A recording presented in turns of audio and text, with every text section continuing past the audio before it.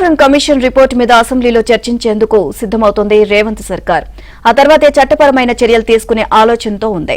ఇదే విషయాన్ని ప్రభుత్వం హైకోర్టుకు స్పష్టం చేసింది. ఆ మేరకు ఈ నెలాఖరు లేదా సెప్టెంబర్ మొదటి వారంలో అసెంబ్లీ సమావేశాలు పెట్టేందుకు సంసిద్దమవుతోంది.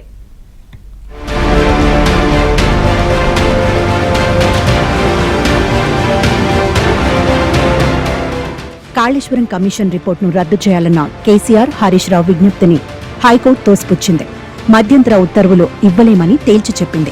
దీంతో అసెంబ్లీలో నివేదిక పెట్టి చర్చించాలనుకున్న ప్రభుత్వానికి లైన్ క్లియర్ అయింది. ఇక అదే సమయంలో సర్కారు సైతం అసెంబ్లీలో చర్చించిన తర్వాతే చర్యలకు ముందుకెళ్తామని క్లారిటీ ఇచ్చింది. ఆ మేరకు అసెంబ్లీ వేదికగా కాళేశ్వరం వైఫల్యం, గత ప్రభుత్వ తప్పిదాలను, ఖజానాకు జరిగిన నష్టాన్ని రాష్ట్ర ప్రజలకు వివరించడానికి రెడీ అయింది.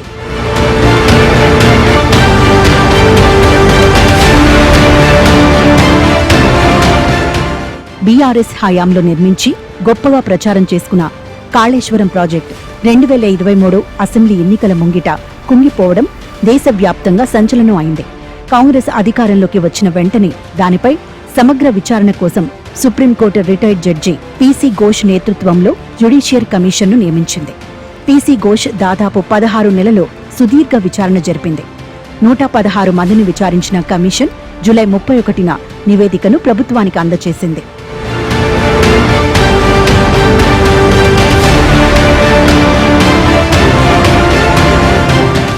పీసీ ఘోష్ కమిషన్ రిపోర్టులో కాళేశ్వరం వైఫల్యానికి కర్త, కర్మ, క్రియ అన్నీ కేసీఆర్ అని తేల్చేశారు.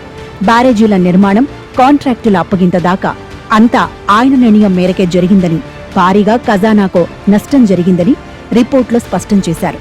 మేడిగడ్డ వద్ద బ్యారేజీ వద్దున్న ఎక్స్పర్ట్స్ కమిటీ నివేదికను తొక్కిపెట్టారు. కేసీఆర్ ఆదేశాల మేరకే బ్యారేజీల్లో నీటిని నింపారని, అన్నారం, సుందిళ్ల లొకేషన్లను కావాలని మార్చారని నివేదికలో వెల్లడించారు. బ్యారేజీల వైఫల్యాలకు హరీష్ రావు, ఈటెల రాజేందర్ కూడా బాధ్యులేనని తేల్చి చెప్పారు.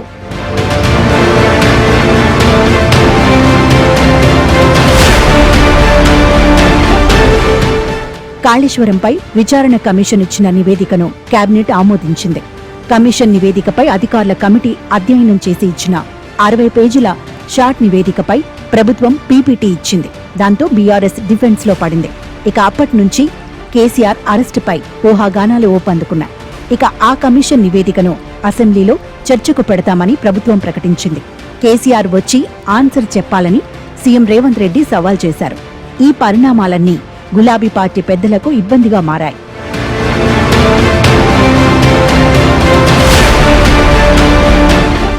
నివేదికను రద్దు చేయాలని కేసీఆర్, హరీష్ రావు హైకోర్టును ఆశ్రయించారు.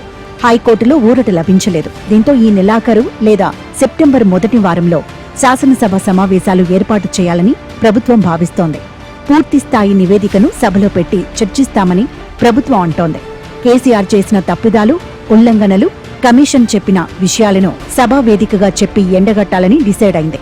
ఇన్నాళ్లు అసెంబ్లీ చర్చకు దూరంగా ఉంటున్న కేసీఆర్ మరి కాళేశ్వరం కమిషన్ నివేదికపై జరిగే చర్చకైనా అటెండ్ అవుతారా లేదా అనేది ఆసక్తిగా మారింది.